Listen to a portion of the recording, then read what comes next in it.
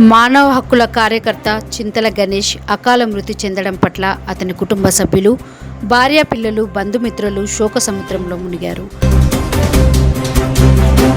జవహర్ నగర్ మాజీ కోఆప్షన్ సభ్యులు భూమా విజయపాల్ సమీప బంధువు, బలగం టీవీ విజయ్ కుమార్ సొంత అన్నయ్య అయిన గణేష్ నేటి తెల్లవారుజామున గుండెపోటు రావడంతో తన తమ్ముడు విజయ్ హుటాహుటిన అమీర్పేటలోని ఓ ప్రైవేట్ ఆసుపత్రికి తరలించారు. అయినప్పటికీ గుండెపోటు తీవ్రంగా ఉండడంతో ఆసుపత్రి వైద్యులు గ్యారంటీ ఇవ్వలేకపోయారు. కాగా నేటి మధ్యాహ్నం చింతల గణేష్ తుది శ్వాస విడిచారు.